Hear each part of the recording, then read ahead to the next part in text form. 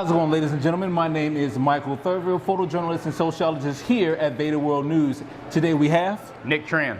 All right, and what are you running for, sir? I'm running for CD8, congressional seat in CD8. Really, what inspired you to get into this particular role? Well, I mean, I'm a combat veteran.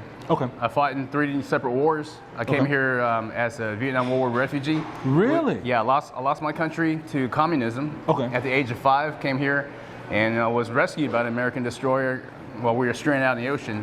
Wow. That was, at 5 years old, that's when I met America and fell in love. And I knew I was going to pay her back. Okay. And after I got old enough, I joined the military. That's the only way I knew. The best way to pay back this country was to raise my right hand, join the military, deploy to Desert Storm. Okay. The first Iraq War, and then got out, went to college, had a good, comfortable career. Okay. And then 9/11 happened, and I felt the need to serve again, so I re-enlisted.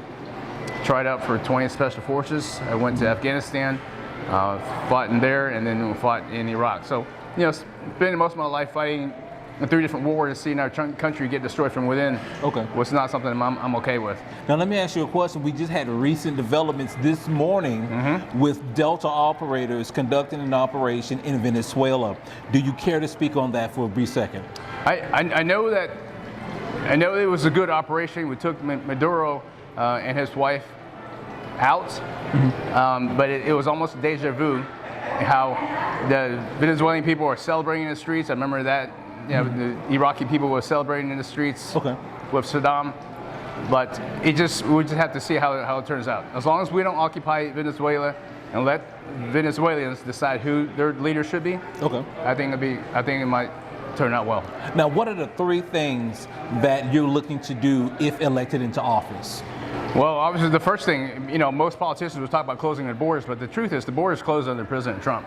Tom Homan's done a wonderful job closing the borders and securing our borders. But the thing is, what we need to focus on is reforming our immigration to make sure that people who come here are willing to assimilate, are willing to have their culture, make sure their culture is aligned with ours. And like to adapt it and to truly want to be American and not try to invade us from within. So we should halt and suspend immigration from countries whose cultures don't align with ours. It's got nothing to do with color, it's got nothing to do with ethnicity, but it has everything to do with culture. Understood. And so what would you really like to tell the voters if elected into office, sir? Just to let people know that there's no other country like America. I came here when I was 5 years old. I lost my country to communism. And I see how many of our cities are falling towards that trap of having government take over, having communism take over. And I'm fighting hard to make sure that America doesn't suffer the same fate that South Vietnam did. Now, I came here when I was 5 years old. I lost my country to communism, and I paid back the country the only way I knew how, which is raise my right hand, put on a uniform, and fight for us in 3 different wars. I want to make sure that we don't lose our country from within for all those that fought for us. And I'm a political outsider.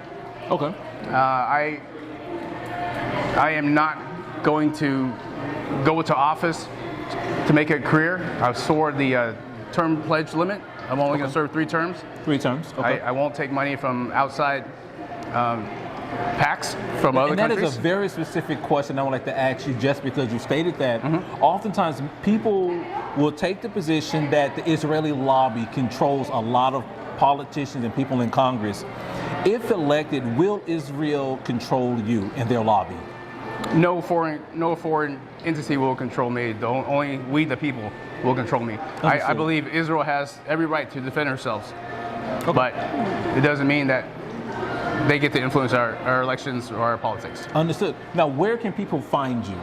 You can find more about me at nicktranfortexas.com. I've got a pretty robust Facebook page, Nick Tran for Congress, and just watch some of my videos that went viral recently and talking about immigration reform and talking about the invasion of Islamic cultures, how that contrasts and conflicts with our constitutional republic.